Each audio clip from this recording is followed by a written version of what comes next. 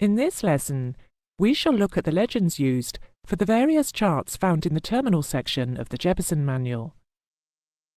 We shall first find the symbols in the introductory section, and then identify them on one of the charts. Although the relevant charts will be shown on the screen, it is important that at the end of each scene you stop and make sure you know how to find the information in your Jeppesen. A word of caution before we start. Unfold these charts very carefully, as they are flimsy and easily torn. Now, turn to page 71 in the introductory section. Area charts are large-scale versions of the en route charts, and therefore they share a common legend. However, there are some additional symbols used on the area charts, as shown in the bottom half of page 71. These symbols are largely self-explanatory. Take care not to confuse the departure route, shown by a solid line and arrow, with the arrival route, depicted by a dashed line and arrow. Note that where there is a speed restriction, the speed restriction is on the shaded side of the symbol. When you are ready, turn to the first chart in the terminal section, which is the area chart for Amsterdam, showing particularly the arrival routes into Rotterdam. At first glance, the majority of the symbols on the Amsterdam chart should be familiar to you. The scale of this chart is shown as 1 inch equals 7.5 nautical miles. This is approximately 1 in 500,000, and is larger than that for en route charts. This allows the runway layout at major airports to be shown, as you can see at Amsterdam, Schiphol, and Rotterdam. The inbound routes converging on the NDB hold south of Rotterdam are clearly shown. The communication frequencies for the major airports within the chart coverage are shown in a box in the top left-hand corner. On other area charts, this box may be found in a different position. Take some time to look at the information shown on this chart, and when you are ready, turn back to page 72. Terrain information in the form of coloured contour layers is shown on some area charts. They are only shown when the ground rises to more than 4,000 feet above the main airport. Unlike the contours seen on the VFR chart, these contours do not guarantee safe terrain clearance. They are useful for visual orientation only. This is explained in the note in bold type. The contours and spot heights are clearly shown on the area chart for Madrid, Spain. Find the chart for Madrid and familiarise yourself with its layout. Once you have done this, turn to page 81. Page 81 and the two following pages, 82 and 83, contain the legend for the SID and STAR charts. The abbreviation STAR stands for Standard Terminal Arrival, and SID for Standard Instrument Departure. There is a good deal of information contained in these 3 pages. However, the easiest way to understand the layout of these charts is to use one as an example. We shall use the STAR chart for Amsterdam, Schiphol, which is to be found next to the area chart for Amsterdam and is numbered 10-2. All STAR charts have an identical layout. The first important feature to note about all STAR, SID and approach charts is that they are not to scale. But this does not create a problem, as track distances are clearly marked. We shall follow the layout of this chart by starting at the top right-hand corner. The chart is identified as a STAR chart by the black box in the very top right corner. Beneath that is the name of the airport. The name in large capitals is that of the nearest large town or city, in this case Amsterdam, and under that the name of the airport, if different from the town. The name of this airport is Schiphol. Note that these charts are listed in alphabetical order, as per the name in the large capital letters. Moving left from the name is the date on which this chart became effective, which was 5th of December. To the left of that is the chart file number in an oval outline. Charts used for one particular airfield are filed numerically within that airfield name. An explanation of the file numbering system can be found on page 102, but it is not necessary for the student to memorize it. Next, we come to another date, 22nd of November 96. This is the date on which the chart was issued, and is very often different from the date on which the chart becomes effective, as in this case. Chart issue dates are always on a Friday. In the left-hand corner are the ATIS frequencies, and immediately beneath that, the figures for transition altitude and transition level. You have now seen the format of the heading which is used for all star charts. In the next scene, we shall study the main body of the chart. Each arrival profile or route is given a name. This is printed in bold in the top right of the main body of the chart, along with the runways to which they apply, as shown on the screen. For convenience, on this chart, Schiphol Airport is positioned on the left. The inbound routes are marked with bold black lines, with the name of each route clearly printed along the alignment of the route.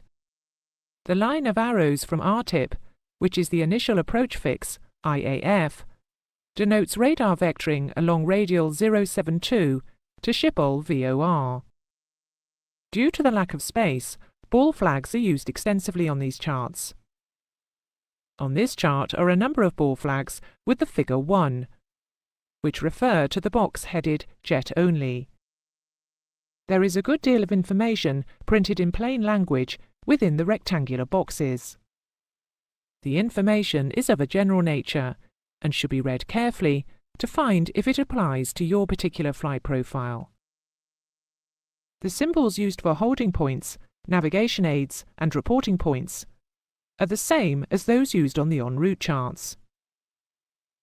In the next lesson, we shall study an approach profile in detail to show how this information is used. Once you are satisfied that you understand the layout of the star chart, turn to the SID chart for Amsterdam, number 10-3. You will see that the heading layout of the SID chart is the same as the star chart, except that the ATIS frequency is replaced by the departure frequency. The runways are shown diagrammatically in the bottom left of the chart. From each of these runways is a black solid line, culminating in an arrow, which shows the departure route, together with distances for alteration of track directions in degrees magnetic, and speed restrictions. This may look complicated at first glance. However, in the bottom right-hand corner is printed, in plain language, the information necessary for each runway departure. All information regarding climb speeds, crossing levels, and rates of turn are shown in rectangular boxes. Once you have studied and understood the information shown on this chart, turn back to page 102. The legend for the format of the heading of an approach chart is shown on pages 102 and 103. This is for reference only, as once again it is easier to understand by looking at a chart. For the purposes of this exercise, we will stay with Amsterdam. Thumb through the Amsterdam charts and find chart 11-1. The heading of the approach chart has many similarities to the heading of the SID and star charts. In the top right corner is the chart identification, which, as before, is Amsterdam, Netherlands, Schiphol Airport. Below the airport name is the type of approach for which the chart is designed. In this case, it is for an ILS approach to runway 06, or an NDB DME approach to the same runway. Below that is the approach facility frequency and identification. This shows the ILS locator is on frequency 110.55, and its Morse identification is Sierra Lima. Finally in that column is the airfield elevation. In this case, it is 11 feet below mean sea level. Go back to the top line of the chart. To the left of the location name is the chart file number, the date of issue, and the effective date, as we saw on the previous charts. The circle shown to the left of the main heading is an indication of the minimum sector altitude, MSA. The circle is centred either on the airfield datum or on a particular navigation facility, and has a radius of 25 nautical miles, unless otherwise stated. In this example, the circle is centred on Sierra Papa Lima VOR, and shows that when approaching between radials 311-354, the MSA is 2,300 feet, and outside of that sector, the MSA is 1,700 feet. These figures provide a minimum terrain clearance of 1,000 feet. Next, we come to a box, similar to the SID and STAR charts, giving the necessary frequencies. These frequencies are listed in the order in which they would normally be used. In this case, starting with ATIS arrival and ending with Schiphol ground. Below that are shown the transition level and altitude, runway elevation, and the units used for altimeter settings. Note that elevations shown in brackets are based on QFE, and those outside brackets are based on QNH. Once you have absorbed all of that, turn back to page 104. The diagrammatic presentation of the approach is split into two sections, a plan view and a profile view. In this next section, we shall deal with the plan view. The legend for the plan view is contained within pages 104 to 107. Although this legend is large, there is probably nothing in it that you have not come across before. We shall therefore, as before, go back to Amsterdam, chart 11-1. The plan view of the approach is always shown in the top half of the page. From your previous lessons, you should be able to identify the localizer inbound course symbol, the Schiphol NDB, and the Schiphol VOR. The ranges shown along the approach path are DME ranges, and the tracks are in degrees magnetic. A new symbol representing the outer marker is shown at DME range 6 nautical miles and radial 221 from the VOR. There are letters A and B and C and D to the south of the NDB symbol. These refer to the aircraft approach categories. There is no requirement for the student to memorize these, but for reference, they can be found in the chart glossary, page 2. Below the plan view of the approach is a diagram of the approach in profile. By combining both diagrams, we are able to obtain a three-dimensional view of the approach from the descent point. In this case, the Schiphol VOR to the touchdown point. The profile diagram is not to scale. There are some new symbols here that you must learn. These can be found on pages 108 to 110, but for ease of reference, we shall take them from the chart. The approach starts at the VOR, where the black line symbol has the figures VOR FL70. This shows that we are over the VOR at flight level 70 and departing on a radial of 229. The next symbol, a black arrow with the letters LCTR, is the locator beacon. At the base of the arrow are the figures 7.8. This is the distance in nautical miles from the touchdown, and is not a DME distance.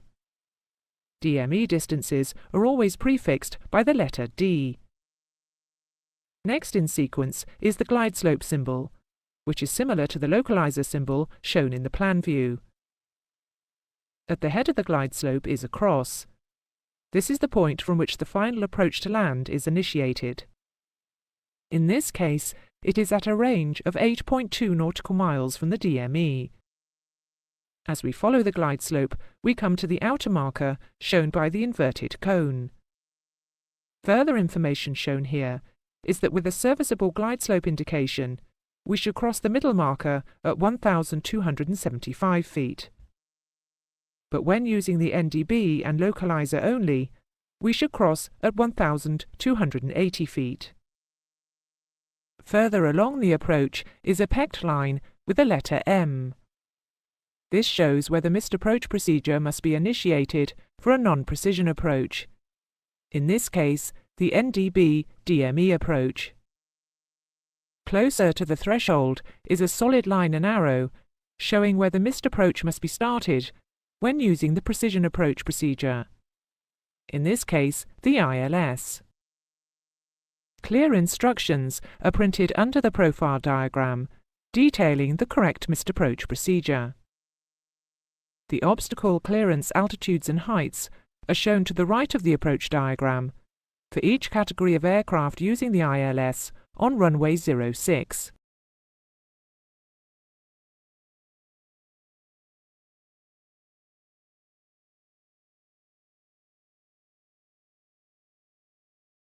Page 10-9X shows in simple form the JAA landing minima according to the aircraft approach category, the runway,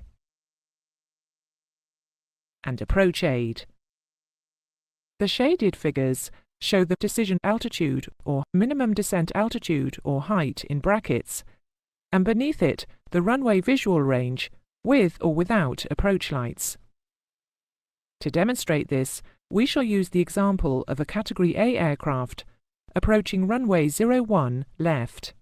Starting at the top, for a Category 2 ILS DME, the decision altitude is 88 feet, and the minimum decision height is 100 feet.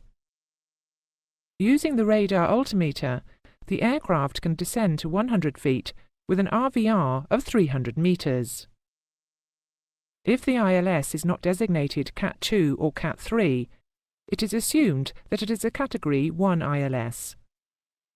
So, in the next block down, for a Category 1 ILS DME on this runway, the decision altitude is 188 feet.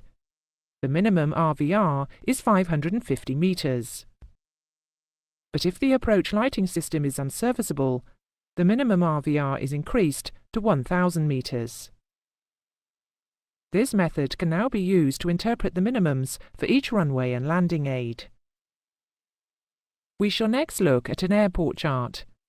When you are ready, turn to Amsterdam, page 10-9.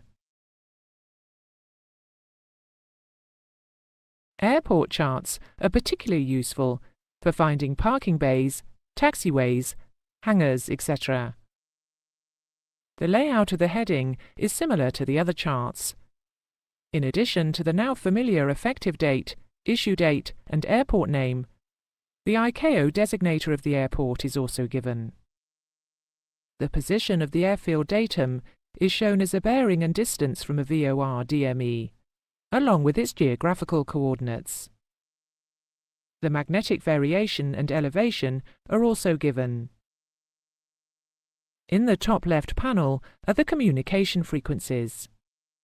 The main body of the chart, showing runway designations, runway lengths, obstructions, and the general layout, are self-explanatory, and should need no further explanation after you have looked at it carefully. Amsterdam Schiphol Airport is extremely busy and complex. In order to disseminate the large amount of information required by the crews to cope with this complexity, there are further charts in the 10-9 series. Simultaneous approaches on parallel runways are not uncommon during peak traffic periods, and the rules governing this procedure are given on Chart 10-9A. Additional runway information is also given. Page 10-9A1 outlines the low visibility procedures that are activated when the visibility is less than 1,500 metres, and/or the cloud base is less than 400 feet. There are also strict rules governing startup procedures and pushback and taxi procedures. Again, because of the volume of traffic, it is important that aircraft leave the active runway as soon as possible. Page 10-9A2 details the actions an aircraft should take after landing and before takeoff. Pages 10-9B and 9C show a chart of the taxi routings after landing and before takeoff. Detailed large-scale charts of the aircraft stands are depicted on pages 10-9D and 9E. In addition, there is a table of the exact geographical coordinates of each stand. Before takeoff, these coordinates can be put into the inertial navigation system.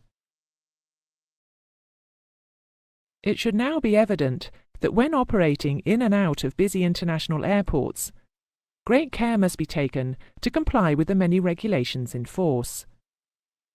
It is therefore essential that the pilot should be aware of the layout of the terminal charts applicable to his departure and destination. Take time to go back through the airfield charts and identify all the topics covered in this lesson, and ensure that you can find the information contained within them.